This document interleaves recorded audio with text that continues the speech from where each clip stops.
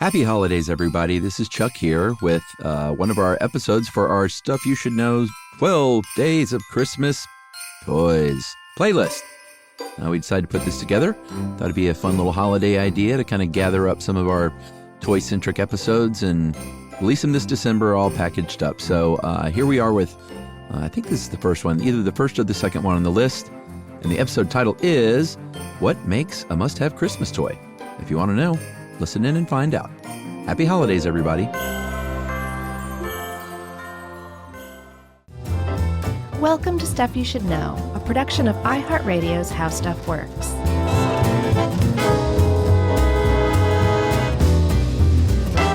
Hey, and welcome to the podcast. I'm Josh Clark, and there's Charles W. Chuck Bryan over there, and there's Jerry over there, and this is Stuff You Should Know. Early Christmas edition. Yeah, we're kicking it off early. Like the rest of the retail world. Do you, yeah, man, this year you could find Halloween, Thanksgiving, and Christmas stuff in stores at the same time. Ooh. Like it was just the most normal thing in the world. Yeah. But you don't follow me on Twitter, and you should. I'm not on Twitter. Well, I'm saying you should get on Twitter to follow me. No, thank you. But at 7:30 in the morning on November 1st, the day after Halloween, I tweeted, Merry Christmas, and got a lot of hate back for it. Oh, yeah? Yeah. What do you do on Twitter? Do you just poke people like that? Yeah, pretty much. Yeah. Just troll. I got you. Yeah. Well, that was my plug for Twitter. Oh, yeah. Here we go. So, let's see. Back in 1983, Chuck, you were... 12. Okay. I was 7. Mm-hmm. You didn't have a Cabbage Patch Kid, did you? Well, there's a story there, if you really want to know. I think you've told it before, but let's have it. Well, we bought my sister one of the very first Little People, is what they were called, before they were Cabbage Patch Kids. That's right. In Helen, Georgia, when they were handmade by Xavier Roberts, who I recently learned stole that idea from a woman and took it as his own and made millions of dollars off of her idea. Yeah. So, I mean, I wanted to maybe we'll do a short stuff about that. I wanted to do a full-length episode. But we definitely talked about that because I think we have talked about like must-have toys of the past and maybe last year's or the year before's Christmas edition. Yeah, and she got this doll. Its name was Chuck, which was kind of funny because that's my name. That's so funny. And it was a big deal. I think it was like the number 70-something or 80-something made, and now it's worth a lot of money. Does she still have it? Uh-huh. Oh, that's great. And we'll finish with Cabbage Patch Kids, and then I'll take issue with you. So go ahead. Okay, I know what you're going to take issue with. Oh, I don't know if you do know, but go ahead. Let me start. All right. So back in 1983, Cabbage Patch Kids were like the must-have toy of the Christmas season. For sure. And from what I can tell, they were the first must-have Christmas toy ever. Now, that's not to say there weren't extraordinarily popular toys at around Christmas time before 1983. Star Wars very famously offered their early bird certificate package, which was basically an empty box that said at some point in the future you will get Star Wars figures instead of this empty box. One of the great, great marketing gems of all time. Yeah. So that was a thing. All the way back in 1952, Mr. Potato Head was a hot toy that year. Robert the Robot was a hot toy in 1954. And when you say hot toys, it's tough to overstate that. Like, Robert the Robot had T-shirts in the 50s. I didn't even know people wore T-shirts in the 50s. Yeah. He was in a movie. These were big deal toys. But my premise is this. This is my thesis, okay? And this is my own, so I'll take the hit if it's wrong. Sure.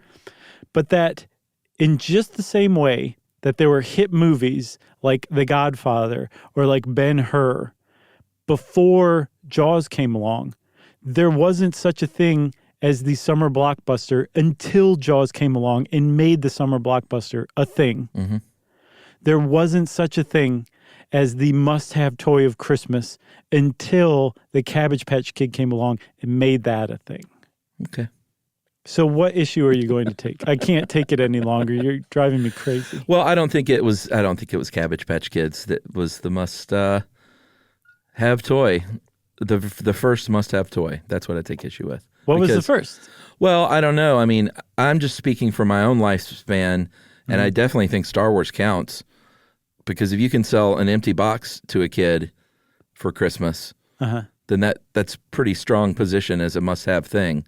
And by the way, if you're listening, the reason they sold empty boxes is because they didn't know Star Wars was going to be a big thing, so Kenner didn't have as many of these made in the run-up to the film release pre-Christmas. So they got caught with their pants down, and they realized that there was a big demand, a huge demand. Okay. I think they sold like 40 million of these. No. 40 million boxes? I'm trying to... Yeah.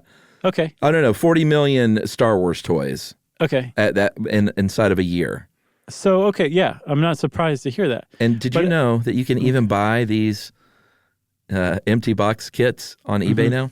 Oh, yeah, I'm sure. I saw one listed for $1,500. I'm not at all surprised. And then, just very quickly, I also want to point out that the biggest, most in-demand toy of my young life was the Atari Pac-Man cartridge. Oh, boy. And that was in 1982. Okay. That sold 7 million cartridges. Okay, great. The numbers don't lie. That's a big number. 7 million, 40 million. You can toss big numbers out all day long. But let me ask you this. Okay. For that empty box of Star Wars, for that Atari Pac-Man cartridge, did a woman have her leg broken because a crowd trying to get their hands on those things turned violent? Or, before you answer, in addition to that, did a department store manager in Charleston, West Virginia, have to arm himself with a baseball bat to defend himself from his very customers who were trying to get to the Star Wars empty box or the Atari cartridge? I would guess that the answer is no. Well, I think human behaviors have changed over the years. I don't know.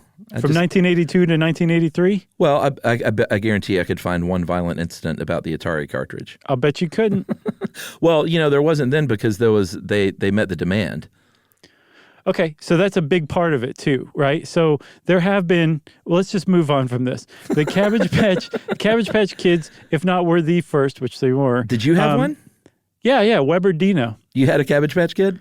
Yeah, I ended up taking his head off and giving him a mohawk as I grew older. But not to be too like gender binary here, but I didn't know a lot of boys that wanted the Cabbage Patch Kid. What? I've always broken the mold, Chuck. Well, sure. No, I mean, there's nothing wrong with it. I grew up with William Wants a Doll on Free to Be You and Me, so I get it. But that's why I just don't know. I think a must-have Christmas toy would be one that everybody wants. Yeah, as far as I knew, everybody wanted a Cabbage Patch Kid. All right, we'll just put this one to bed. Okay, like a Cabbage Patch Kid with a mohawk. That you adopted. Yep. You didn't buy it. Right. Well, that was a big thing. Like there was some hallmarks to the idea of a must-have toy that were surrounding Cabbage Patch Kids. Violence is one. Right.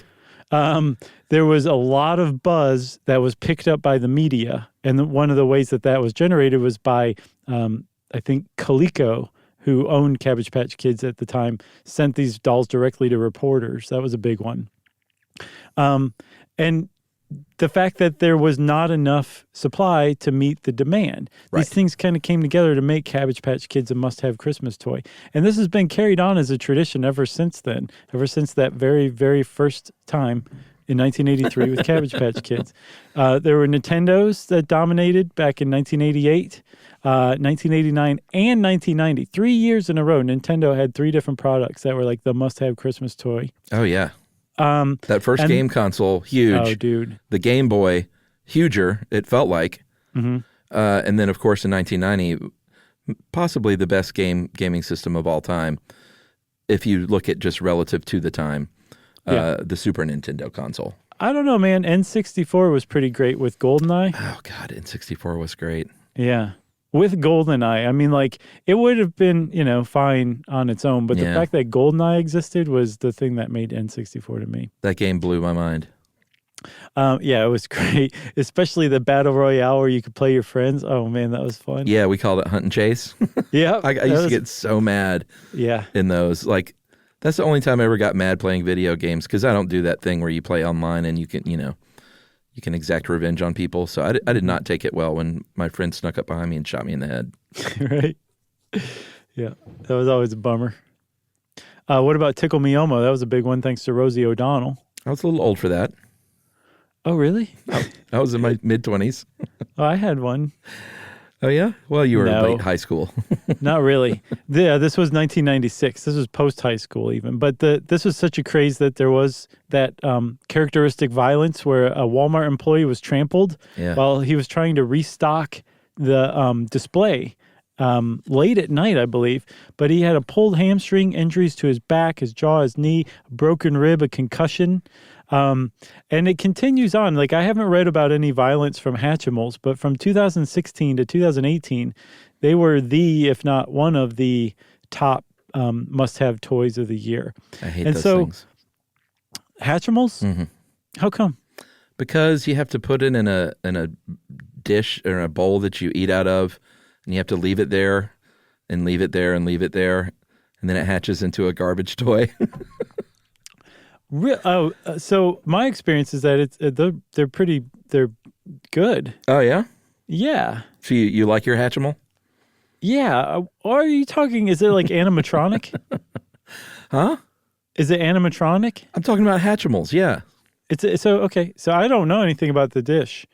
My experience is from my niece, and I don't remember any dish. Oh, wait, this isn't are we talking about two different things? This is the thing you put in water? No. And if it you put it in hatches water, from an you'll egg? electrocute yourself when you touch it. Okay, maybe I'm thinking of something else. This is like an animatronic thing that hatches from an egg, but like you have to like teach it and train it and raise it and like give it attention and everything. It's a bit like the Tamagotchi, but like an animatronic pet. Oh, version. I got you. Now I'm thinking of the thing it's an egg that you put in water, and after a few days it hatches into a garbage toy. Yeah, no, that's not this. Gotcha. Hatchimals are much different. Okay. So there is this tradition of a must-have Christmas toy, and you can find all you want about them every year because they're everywhere all the time, and the media reports on this kind of stuff, and they're on TV, and there's ads, and there's like social media stuff now. But there's like a really big question that doesn't have a lot of press associated with it, and certainly no studies or anything that I could find. But there's a question, Chuck, like how does a toy become a must-have Christmas toy? Well, let's take a break, and we'll Okay. get to the bottom of it right after this.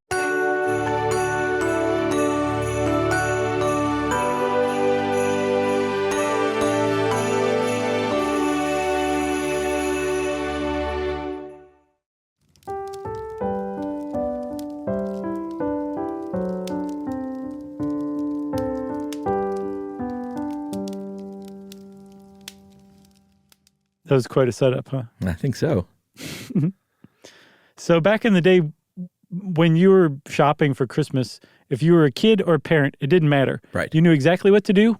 You knew exactly how to do it. Mm-hmm. There was no frills, no nothing. It was all just holiday joy and the goodness of the Christmas holiday season. That's right. Okay? That is correct. And you learned what you wanted, if you were a kid, from two things: Saturday morning cartoon commercials, Mm-hmm. and whatever your catalog was. The Sears Wish Book is certainly one. Yeah.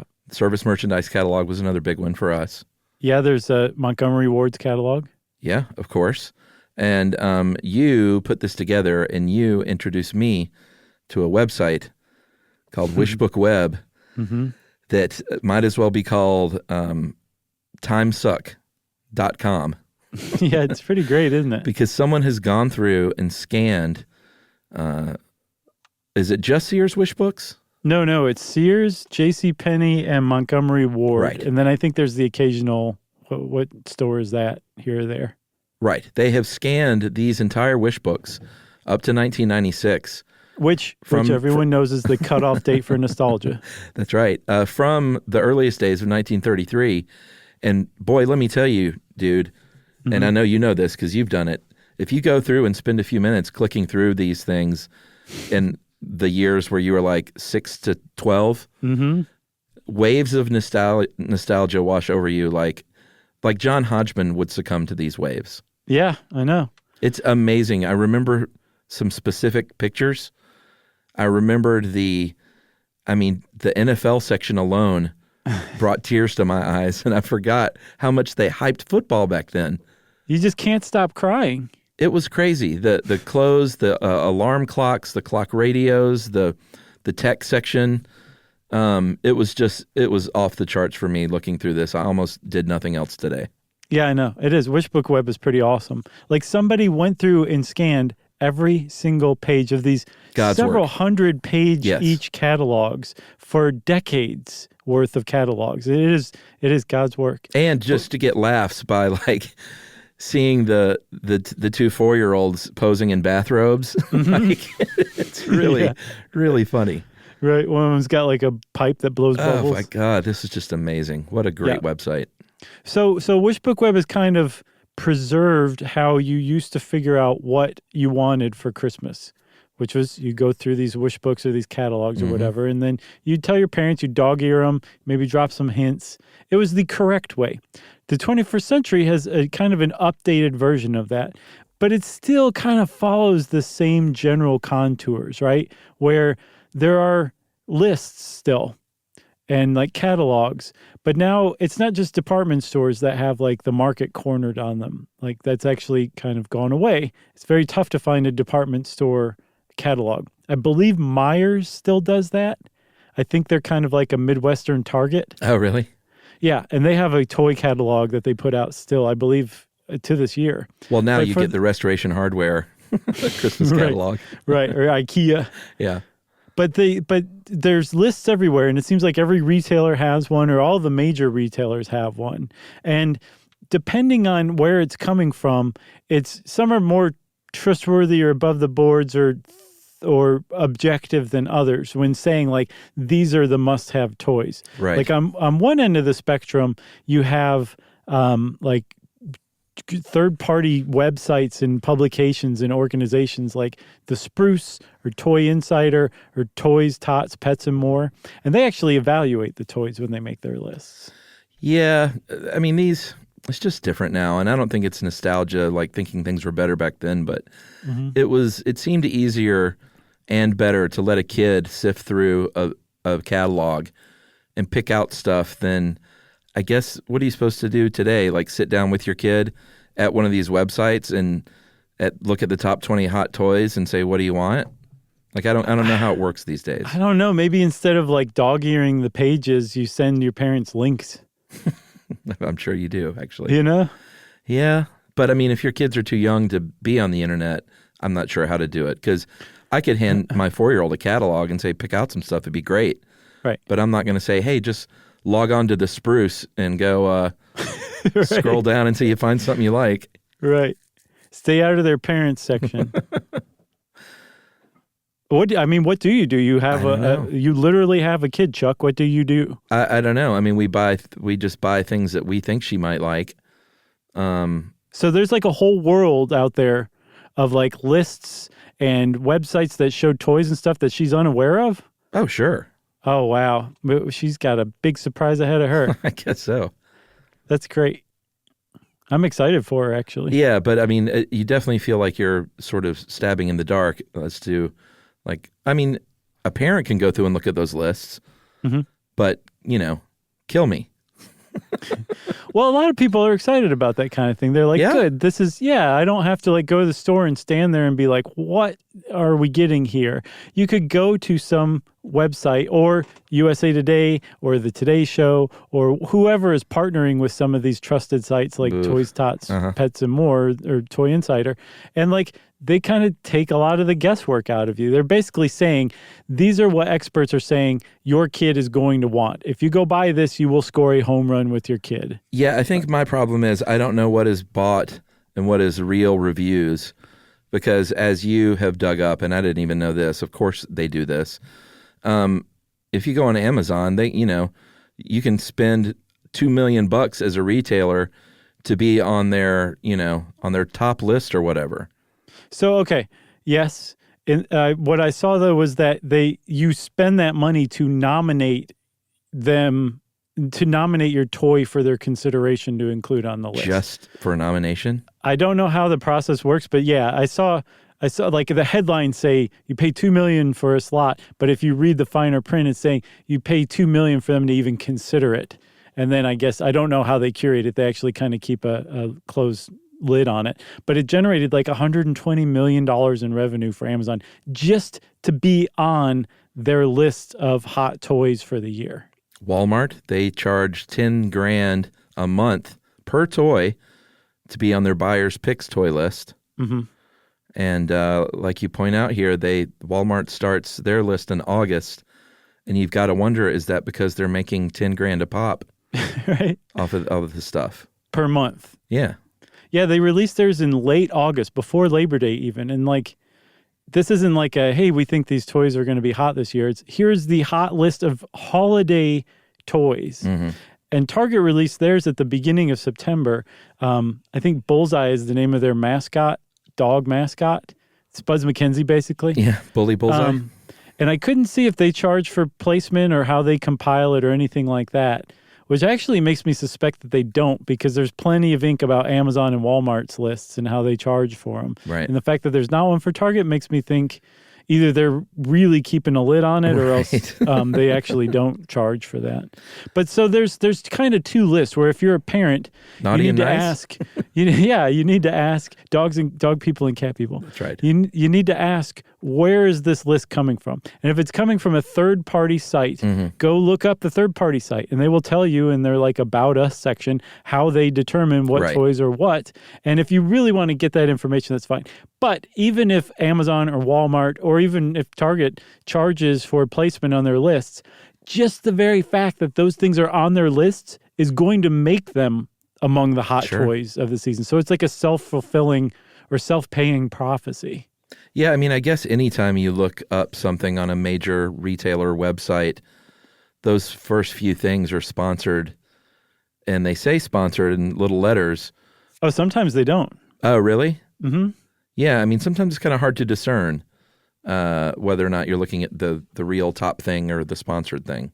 Right, and I think like with the gift lists in particular, I don't believe that they say that these are sponsored. I think it's just like, here's the hot list according to Amazon. Well, let's talk a bit about marketing in general around the holidays. Mm-hmm. It's a science in a way, and they have found out through science that happy people buy more. Not everyone's happy around the holidays, but they definitely, as marketers, play on the idea that you are happier around the holidays, and so you should be in the buying spirit. Definitely when you're talking about kids, that is the case. They pummel children with ads. There was one study here, University of Hertfordshire counted 100 ads in a 3-hour Saturday morning kids slot. Christmas time. 100 in a 3-hour slot. That's a lot of ads. It is. And then, of course, children are on more than one screen these days, so they're also getting ads on, when they're watching YouTube or whatever, or just on kids' websites. There's ads everywhere. I can't remember what episode we really kind of dove into that, advertising to children. Oh, man. I think it was about advertising for children. Like, must have been. That was the sole, goal. So the idea is that just the holiday season itself puts most of us in a pretty good mood. And advertisers say, oh, well, if we release ads that are holiday themed, we'll be able to kind of tap into that goodwill and good mood and make you nostalgic or feel good about things. And so by doing that, we'll be able to kind of tie our brand or our product to that holiday sensation, and you'll say, oh, well, I do want to go buy that because it makes me think of being a kid at Christmas time. That's really basic stuff. I mean, like, that's everywhere. You can't get away from that in the holiday season, and there's not even necessarily anything wrong with it. That's just basic marketing and advertising 101 when it comes to holiday advertising. Yeah, and the other thing we mentioned earlier in terms of marketing, and this is also marketing 101, is about scarcity.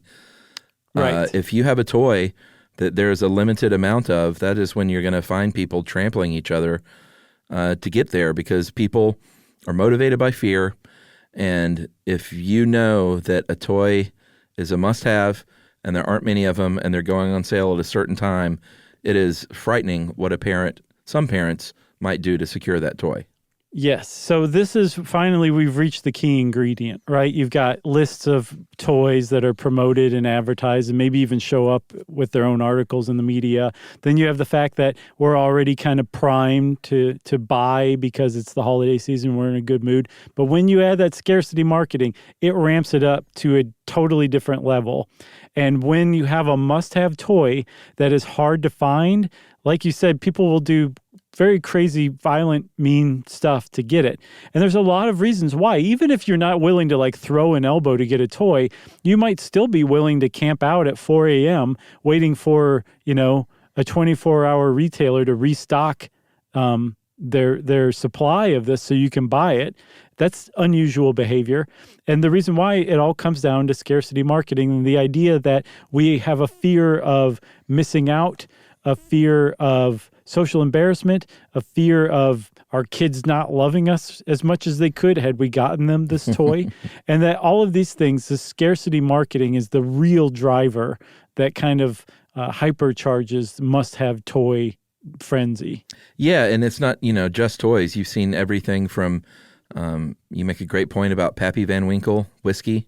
Oh, I should say that's from Marketing Land, a guy named Jacob Bodsgaard. Oh, yeah? Wrote an article on Marketing Land where he cited that and the Disney Vault as really good examples. Yeah, Disney Vault is another great one.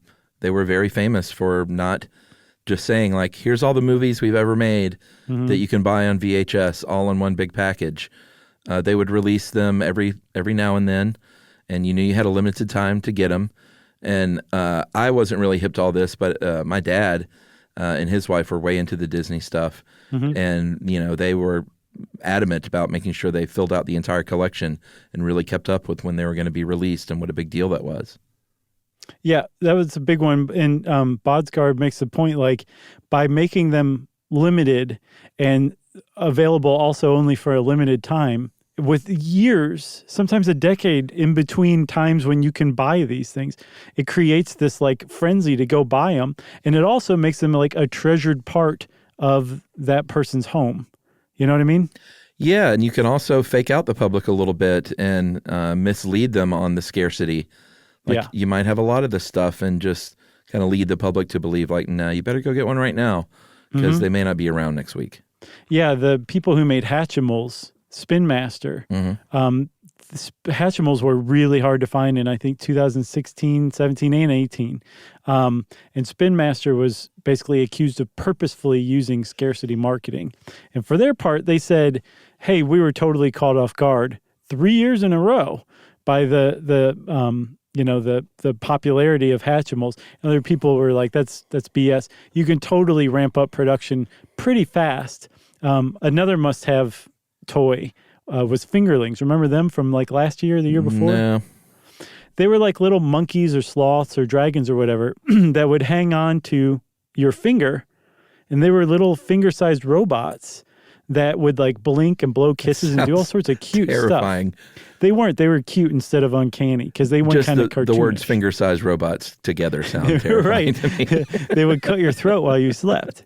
But they were caught unaware, even though they really tried hard to make them hit through social media.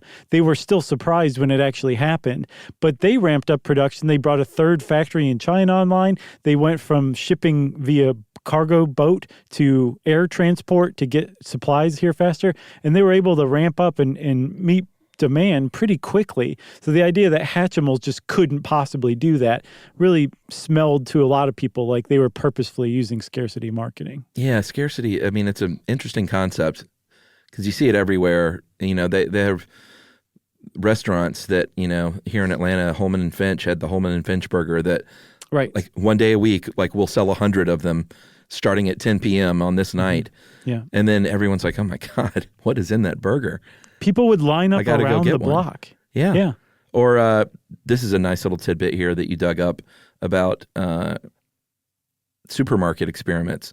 Yeah, that's from an article from Market Watch by Mark Elwood. He found that one. It's amazing. Even putting up a sign for soup that says limit 12 per person will make people be like, oh, I should probably buy 12 of these for whatever reason. Campbell's might stop making their chicken noodle soup.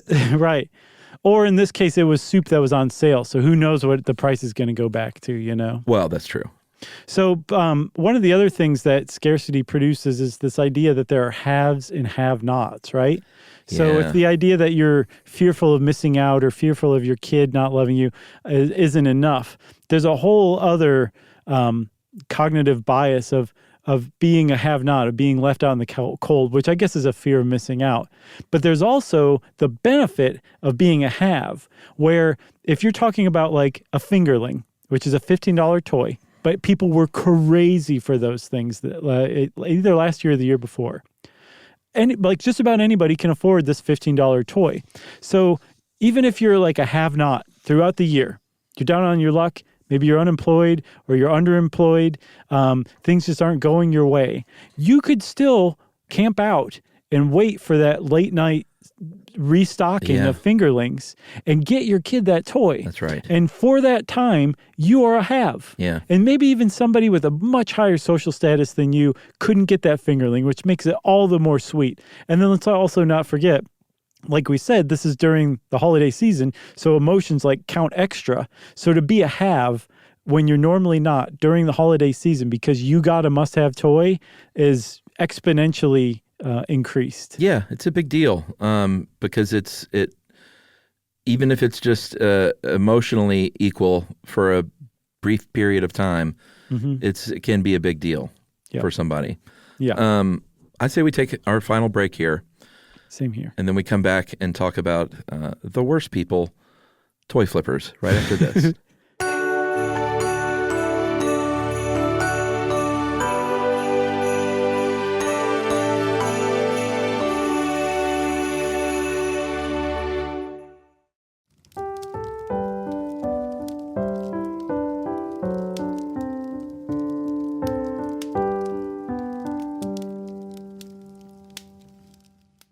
All right, so I set up the worst people are toy flippers.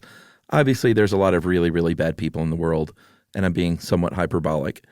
But I do think the idea of buying, targeting and buying a lot of must-have toys to sell later for profit on eBay makes you a pretty rotten person.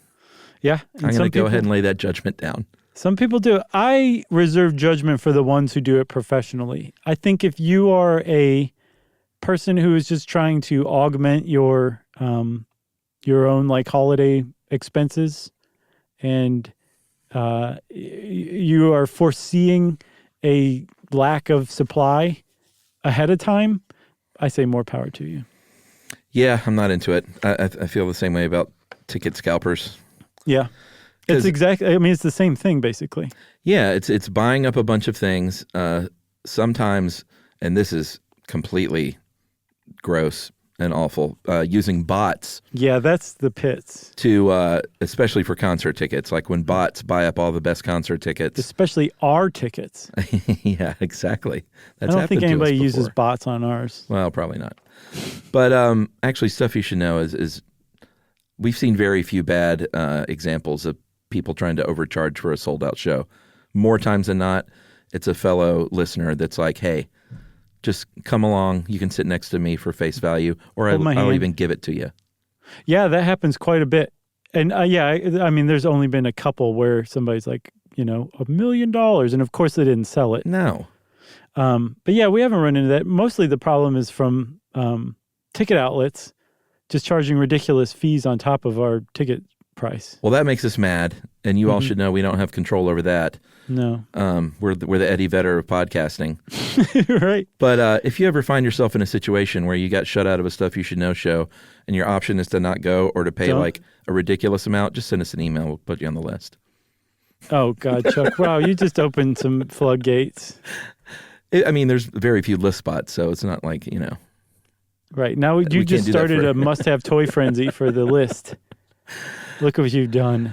Oh, well, let's get back to bots. Yeah. These bots are so savvy that they can buy out. They can have hundreds of credit card numbers on file because sometimes they'll have like a limit to how many things you can buy. They are all these shortcuts and ways to bypass all of these safeguards put into effect, including CAPTCHAs. They will hire foreign workers to sit around and type in the CAPTCHAs to get through security. Which, I mean, if there is anything that says holiday spirit more than that, I can't think of it. But these bots can sometimes buy out something in the second that it goes up online for a regular human being to say, oh, like, all right, they've released the tickets or the doll. Mm-hmm. Gone. Right, because so what they'll do is they'll go on to like retail websites and figure out what the unique ID is for the product that they're looking for. That's the real art. It'll start monitoring that page, because people who build these pages will put them out and just won't, kind of open the curtain for hours ahead of time. So the bot will have the page targeted and just keep refreshing it hundreds of times a second. Yeah. Until that sale goes live, and they will have ordered scores of these things, or dozens or hundreds, however many it can, before you can even, if you're sitting there refreshing your browser, between the time it takes to refresh your page, they will have wiped the place out using these bots. And then if you're truly sophisticated, you probably have another set of bots who take your inventory and then put it up for sale at some exorbitant price on Amazon or eBay or Craigslist or something like that. Yeah, the worst people. So, like, you don't even have to do anything. You just stick your bots on it. Yeah, and I stand by it, even for the enterprising person who, I don't know. I have a big problem with someone making money off of someone else's misfortune to not have been able to get that themselves. I don't think it makes someone scrappy or enterprising at all. Hey, man, that's fine. Yeah, I'll die on this hill. Okay, that's fine. So if you are one of those people that Chuck hates and you want to be enterprising, there is a article written by Lisa Smith. It's on Investopedia, and it's called The Guide to Reselling Toys at Christmas for Extra Money. Oh, God. Which is very innocuous. Then there's some tips, actually, that make a lot of sense if you want to do this. Do you want to go over them, or are you going to remain mute? You can go over them. So you could talk to parents if you wanted to, right, Chuck? Yeah, that's right, Josh. Good idea. Because they know what kids want. You could talk to kids themselves, which makes sense. I mean, just go right to the horse's mouth. I've already said the same thing, Josh. You can talk to Santa. I thought this was pretty enterprising. Like, imagine if you are trying. So what you're trying to do here is to identify what toy you want to buy as early ahead of time as possible. Mm-hmm. So that you can have identified the hot toy of the season, and bought them before the demand really struck. Mm-hmm. So you talk to mall Santas, hang out in stores, you can talk to cashiers, stock people, all that stuff, because not only will they know what toy you need to look out for, they'll know when these new supplies are coming in. Maybe slip them a Starbucks card or something like that with $10 on it as a thank you. But be sure to deduct that from your bottom line. Sure. Bribery. Deduct that bribery. Right. And then you can actually hang out in chat rooms. There's entire websites that are dedicated to this kind of stuff that are, that say, like, here's the toys we're looking for. I spotted some at this, Walmart or whatever. This stock guy said that Walmart replenishes them on Thursdays at 10. There's a lot of stuff you can do if you really wanted to put the legwork in. Great. Or you could put all that energy into doing something worthwhile. Right. I know what you're talking about. This is the Michael Larson approach to the holidays. The man who got no whammies on Press Your Luck. Oh, I had no problem with him. Okay. This is virtually the same thing. No, it's not. It's somebody gaming the system. Because Michael Larson wasn't, there wasn't some father who didn't have much money that, overpaid for a doll to make his little girl happy at Christmas time. Mm-hmm. Michael Larson didn't do that. Right. He would have, though. I'm sure of it. Oh, goodness. So that's what you can do if you want to flip toys and ruin the holidays as far as Chuck's concerned. That's right. And that is a big part of the competition, are people who will go buy out stocks. Like, you're not really facing them nationwide unless you're talking about people who release bots onto websites or whatever. But they are out there, and they do actually create competition and help drive that frenzy even further. Because remember, what's behind Must Have Toys is scarcity marketing. And if there are people out there who are actively contributing to the scarcity, that's a big deal. Here's what I want to hear from. I want to hear from some women listeners who, let's say you go on a on a date from a dating app, and you sit down across from your date, and you're like, what do you do? And he goes, hey, I'm a toy flipper. And she's like, what's that? He goes, well, around Christmas time, I go out and I buy like tons of toys that I know little kids really, really want, and then I mark them up so I can make a lot of money off their parents who may not be able to afford it. Right. And just tell me how that date goes from there. Yeah. Does it have to be a man and a woman? Can it just be anybody? It can be anybody, but, I think the guy that does this is the guy that I just did that voice for. Who's apparently from Jersey? Sure, they're all from New Jersey. Okay. And I love New Jersey. So I feel like we've learned a lot here. Yeah. We've talked about, how a toy becomes a must-have toy of a season. Usually it has to do with some combination of advertising and buzz marketing as well as scarcity. The flippers get involved. I think, and I want to back this up, Chuck, there's not a lot of stuff out there on this. This all had to be brought together. This is kind of one of those rare stuff you should know theses. Yeah. About what makes a must-have toy a must-have toy. But I think it holds up. Should we talk about some of the big toys of this year? Yes.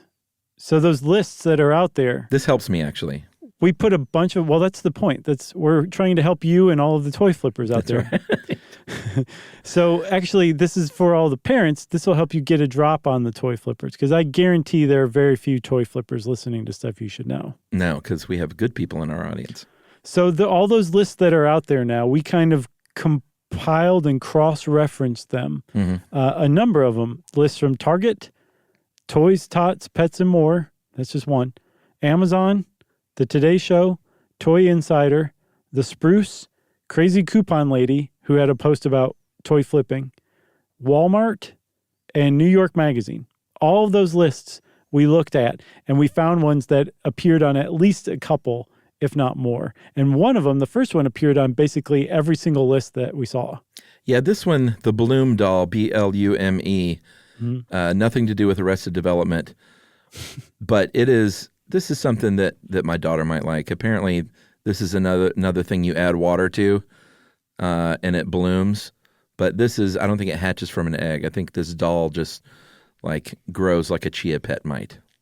Kind of. And their hair that grows I can't tell. It looks like some sort of foam or styrofoam or something, but it takes different shapes like pineapples or cakes or something like that. So cute. And there's, I think, 22 different versions. Yeah. Okay. Give me 10,000 of them, and I'll mock it up. Yeah.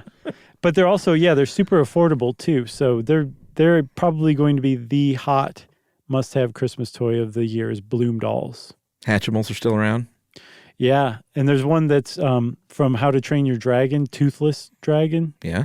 The baby dragon. They have a Hatchimal version of him. What else? Surely Barbie's on the list. Yeah, Barbie has a dream plane. Whoa.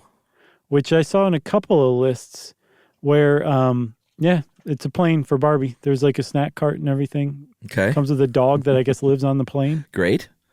There's also LOL Surprise. Have you heard of that? No. I hadn't heard of it either until we started researching this, but they're like a whole brand. And a lot of these, including Bloom dolls and LOL Surprise, they tap into this whole trend of unboxing. Do you remember when we talked about unboxing on YouTube, where people open toys? Yeah, because our good friend Joe Randazzo did his Lego Man unboxing videos that were still, to me, one of the funniest things I've ever seen. Yes. Great plug, by the way. But they still do that. They're still unboxing. It's a huge trend, and that's worked its way into toys. So LOL Surprise is kind of based on that. And there's a whole line of dolls, but they're into DJ stuff and fashion and all that, but they also have surprise. And there's also a kid named Ryan's World.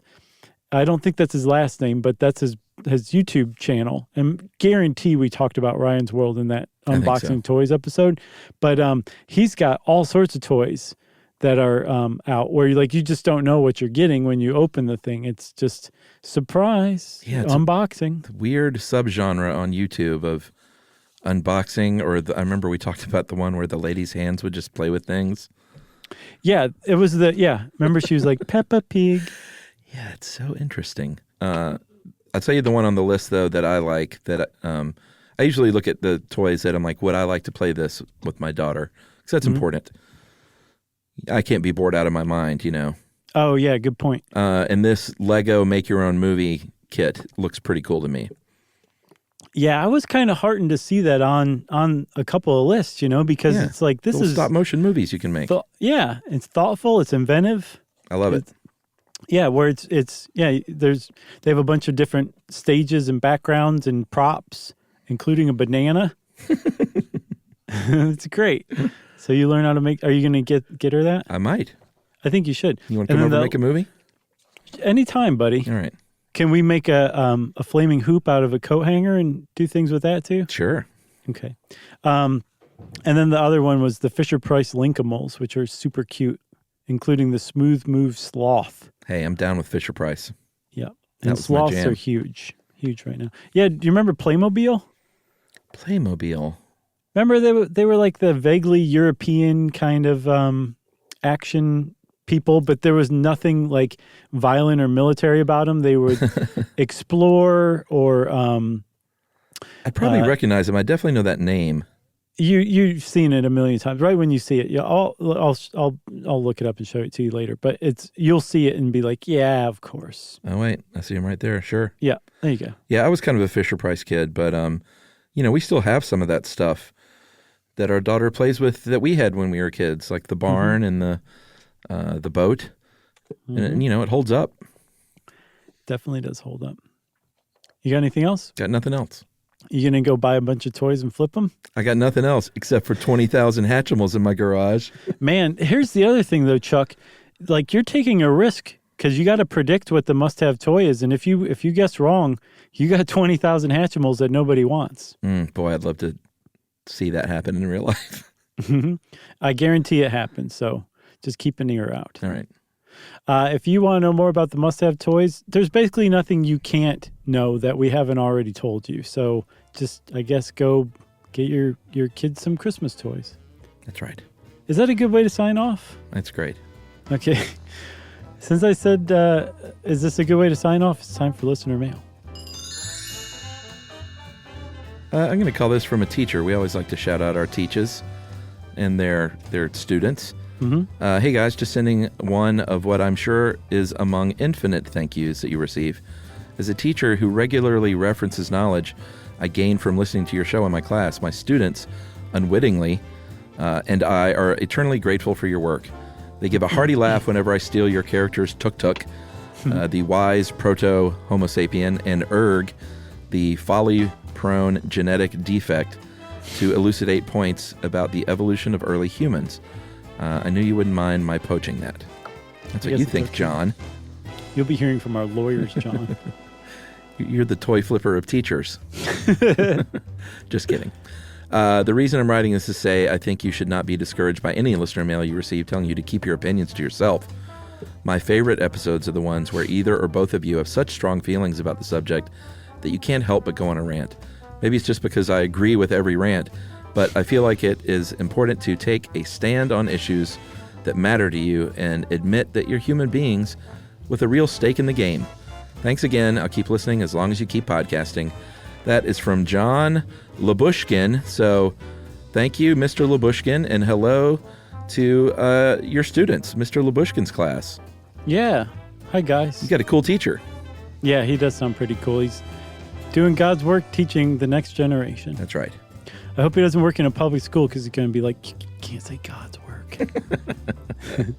If you want to get in touch with us like Mr. Labushkin did, or if you're a toy flipper who has an argument against Chuck's argument, we want to hear from you. Bring it. You can go on to stuffyoushouldknow.com and check out our social links.